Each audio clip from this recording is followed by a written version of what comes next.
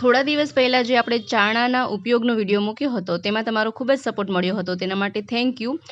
10 દિવસમાં 5 લાખ લોકોએ તે વિડીયોને પસંદ કર્યો હતો. તો વિચાર્યું કે આજે પણ તમને ચારણાનો એક એનાથી પણ ખૂબ જ સરસ એવો ઉપયોગ બતાવી દઉં. તો આજના વિડીયોમાં પણ આપણે આ જૂના ચારણાનો રિયુઝ જોવાના છીએ. તો તે વિડીયો જે તમને પસંદ આવ્યો તો તેનાથી પણ ખૂબ જ સરસ મજાનો આઈડિયા છે. તો વિડીયોને એન્ડ સુધી જરૂરથી જોજો. તો જુઓ, અહીં મેં એક જૂનો ચારણો લીધેલો છે. તો આ રીતની તેમાં જે જાળી આવતી હોય તે ફોલ્ડિંગ હોય તો તમે તેમાંથી કાઢી શકો છો, અથવા તો ફોલ્ડિંગ ન હોય તો તેને એમને એમ પણ તમે રાખી શકો છો, અથવા તો કાતરથી કાપી શકો છો.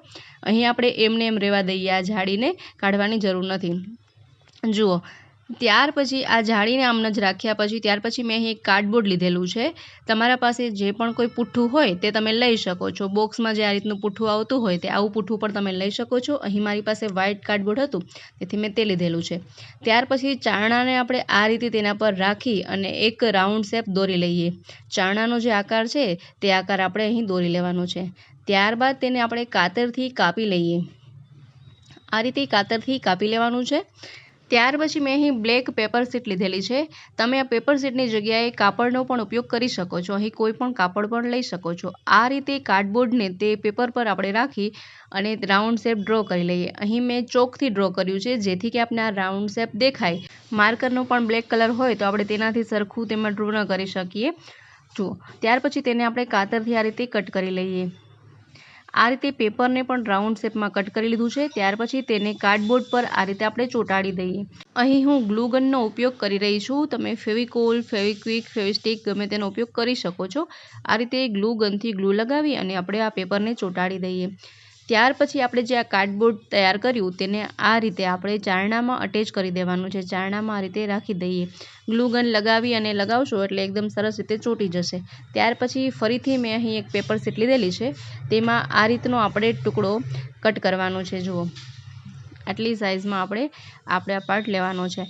ત્યાર પછી તેમાંથી પણ આપણે 2 સ્ટ્રીપ રેડી કરીશું. આ રીતે 2 પટ્ટી કાપી લઈએ. ખૂબ જ સરસ મજાનો આ આઈડિયા છે, તમને જરૂરથી પસંદ આવશે. આ રીતે આપણે 2 સ્ટ્રીપ પટ્ટી કાપી લેવાની છે. ત્યાર પછી આપણે આ ચારણામાં આ સ્ટ્રીપને આપણે ચોંટાડી દઈએ. આ રીતે ગ્લુ ગનથી ગ્લુ લગાવી અને આ પટ્ટીને આપણે આ રીતે ચોંટાડતા જઈએ. તમે કાપડનો પણ ઉપયોગ કરી શકો છો, અથવા તો આ પેપરની જગ્યાએ બ્લેક પેપરની જગ્યાએ કોઈ પણ બીજા રંગનો પણ ઉપયોગ કરી શકો છો, અથવા તો પેપર કે કાપડ ન લગાવવા માંગતા હોય તો તમે કલર પણ કરી શકો છો. તમારી મરજી પ્રમાણે તમે થોડું એક્સ્ટ્રા પણ કરી શકો છો. ત્યાર પછી બીજી જે પટ્ટી કાપેલી હતી ને તેને આપણે આ રીતે ઇનસાઇડ લગાડીશું, અંદરની સાઈડ આ રીતે અંદર ચોંટાડી દઈશું. જુઓ, અહીં આ રીતે મેં લગાડી લીધું છે. ત્યાર પછી અંદર જે આપણે સ્ટ્રીપ લગાડેલી છે તેનો જે કાગળ દેખાઈ રહ્યો છે તે કાગળમાં આ રીતે આપણે થોડા અંતરે કટ લગાવી દઈશું. જુઓ, કટ લગાવ્યા બાદ અહીં ગ્લુ ગનથી આ રીતે ગ્લુ લગાવી અને તે કાગળને આ રીતે ફોલ્ડ કરતા જઈએ અને સરસ રીતે ચોંટાડી દઈએ. જો આપણે કટ ન લગાવત તો એક સરખું વ્યવસ્થિત તે ચોંટી ન શકત. આ રીતે આપણે કટ લગાવી અને ગ્લુ ગનથી ગ્લુ લગાવતા જઈએ અને તેને ચોંટાડી દઈએ. આ રીતે કાગળને વ્યવસ્થિત આપણે ચોંટાડી લઈએ. જુઓ, આ રીતે બનીને રેડી થઈ જશે. ત્યાર પછી આપણે એક પુઠ્ઠું લઈશું. આ રીતે બોક્સનું જે પણ ખોખાનું જે પુઠ્ઠું હોય તે તમે લઈ શકો છો. તેમાંથી આ જે વધારાની બધી પટ્ટીઓ છે તે આપણે કાપી લઈએ. જો, અને પ્લેન સરફેસ આપણે જોઈએ છે. તો આ રીતે આપણે એક્સ્ટ્રા જે પણ પુઠ્ઠાનો ભાગ છે તે બધો આપણે કાપી લેવાનો છે. અને હવે આ પુઠ્ઠામાંથી આપણે 3 પટ્ટીઓ કટ કરીશું. આ રીતે માર્કરથી નિશાન લગાવી અને આપણે 3 પટ્ટીઓ રેડી કરીશું. જુઓ, આ રીતે પછી તેને કાતરથી આપણે કાપી લઈએ.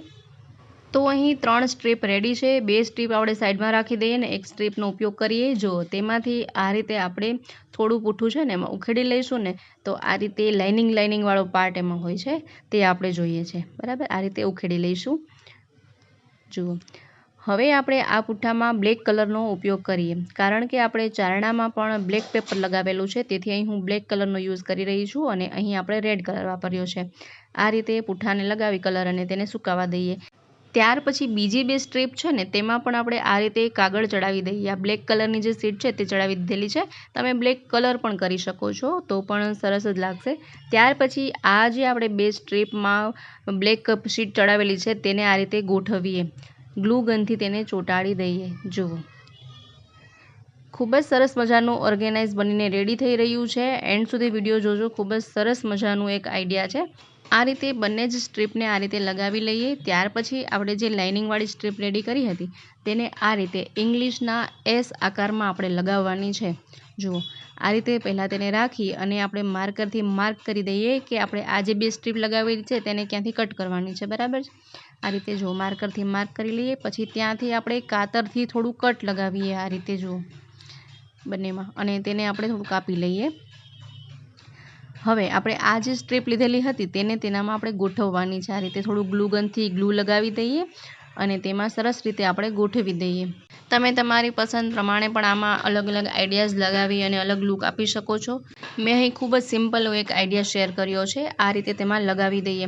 ત્યાર પછી તમે એક્સ્ટ્રા લુક કરવા માંગતા હોય તો અહીં આ રીતની સાડીની જે વેસ્ટ લેસ પટ્ટી હોય તેને આ રાઉન્ડ શેપમાં આપણે લગાવી દઈએ. જુઓ, આ રીતે ગ્લુગનથી ગ્લુ લગાવી અને લેસ પટ્ટી લગાવી શકો છો. આ એક્સ્ટ્રા લુક ન કરવા માંગતા હોય તો એમને એમ પણ તમે રાખી શકો છો. આ થોડું એક્સ્ટ્રા થઈ જશે. જુઓ, આ રીતે એક ઓર્ગેનાઇઝ બનીને રેડી થઈ જશે. જોઈએ હવે તેનો ઉપયોગ.